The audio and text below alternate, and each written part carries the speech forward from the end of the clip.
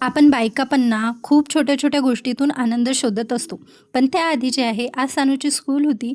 So सानूसाठी tiffin pack करून घेतला, water bottle भरून घेतली आणि मीही रेडी झाले.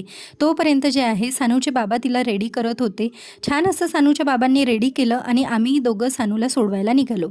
आम्हाला असा डाऊट होता की सानू स्कूलमध्ये राहणार की नाही राहणार, पण ती आता खूप एक्सायटेड असते स्कूलमध्ये जायसाठी. सानूला स्कूलमध्ये सोडलं आणि थोडीशी खरेदी करायची होती. काही नाही, सानूसाठी टिफिन बॅग घ्यायची होती.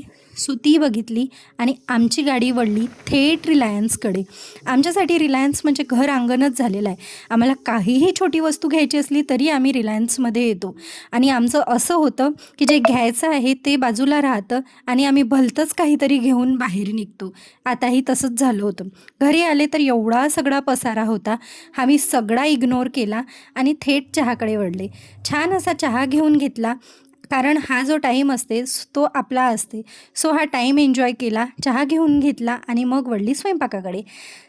राहिलेल्या भेंडीची जी आहे ती भाजी करून घेतली, पोळ्या करून घेतल्या आणि माझ्या साहेबांचा जो आहे तो टिफिन पॅक करून घेतला. साहेबांना रवाना केलं आणि थेट देवपूजा करायला बसली. छान अशी देवपूजा करून घेतली आणि मग आला हॉलकडे बघते तर काय इतका सगळा पसारा होता. सो इतक्या फास्ट स्पीडने जो आहे तो काम आवरून करून घेतलं.